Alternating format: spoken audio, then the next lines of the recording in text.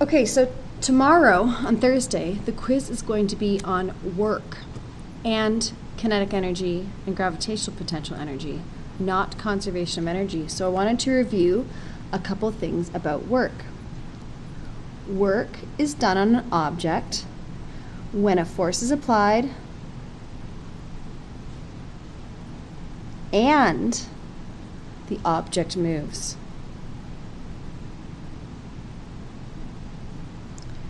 So when I say moves, it means there's a displacement of whatever object is you're applying a force to.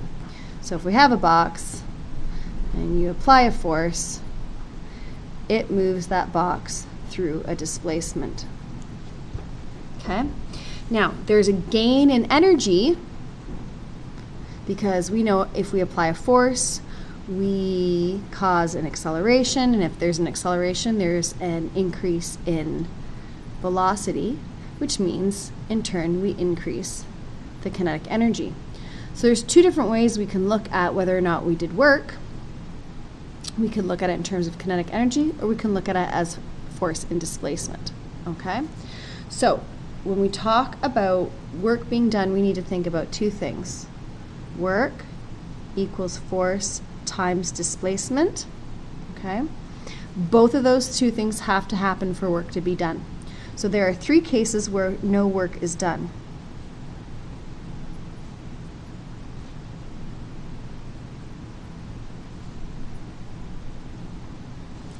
Those three cases are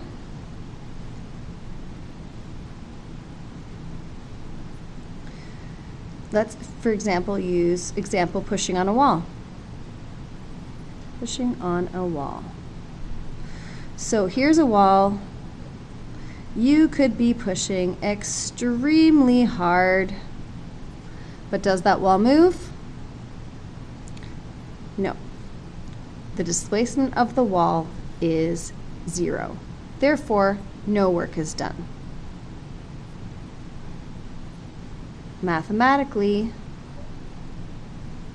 you look at it like this. There is a force, but displacement is 0. So force times 0 is 0 joules. That's case number 1. Okay, case number 2 could be a ball rolling across the floor. Now, velocity has to be constant, so you can think of this in terms of energy. Well, if the ball's moving at a constant velocity, then the kinetic energy is remaining constant, and if we're at the same height, the gravitational potential energy is constant. Therefore, no work is done. Or you can think about it like this. The force making it roll is nothing. The only reason it's rolling is due to inertia, which is not a force. So therefore, the force is 0, even though there is a displacement. Okay, work equals F delta D. There's no force. Therefore, it doesn't matter if there's a displacement, you get 0 joules. And the third one has to do with the direction of the force and displacement. So if I'm carrying an object,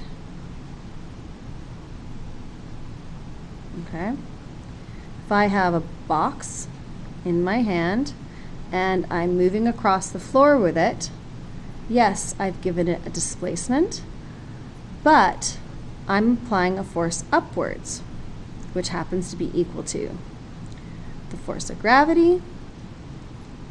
But these two are perpendicular to each other, so the force that I'm applying isn't causing the displacement. There's no change in height, therefore there's no change in EG. Okay. There's also no change in kinetic energy because I start and stop, velocity is 0, and no work is done. So even though there is a force, that force is perpendicular to displacement, that force is not causing the displacement, no work is done. So you can look at it in terms of force and displacement, or you can look at it in terms of change in energy.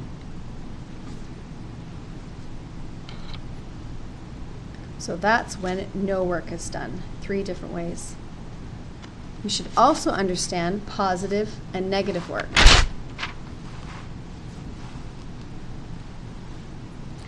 So here, positive work. Positive work occurs when the force vector that causes the displacement are in the same direction.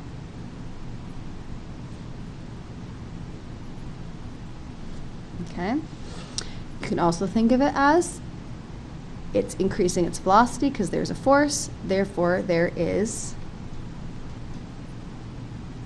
a positive change in energy.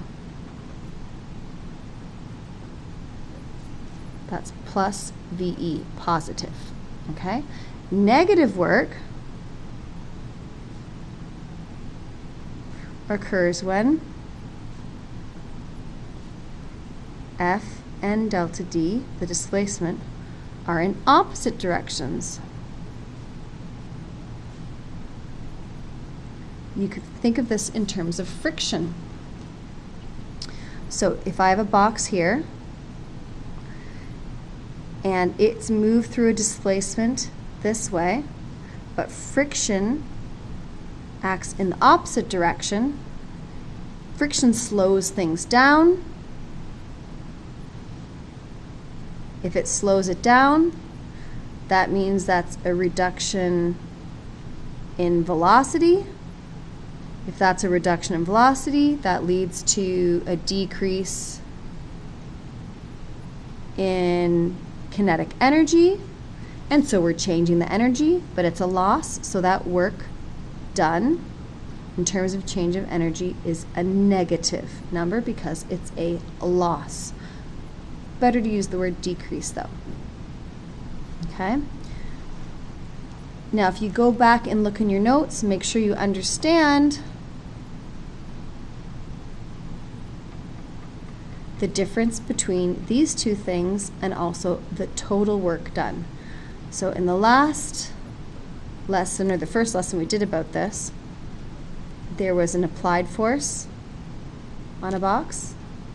There was a small amount of frictional force, and I think it was a cart. That cart went for a ride. It got pushed to displacement, and I asked what was the work done by the person who applied the force. That's when you want to use this force. If I asked the work done by the friction, you'd be doing this. And if I asked for the total work,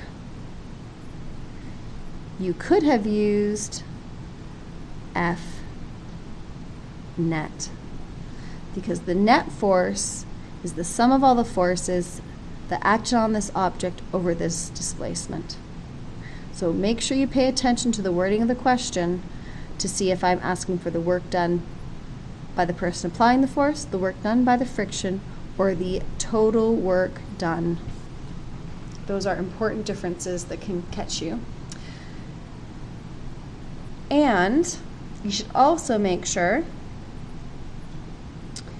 that you understand the relationship between work and change in energy, because sometimes I'll throw some information in there that you don't need. For this quiz, you do not need to use any motion formulas. If you use the motion formulas,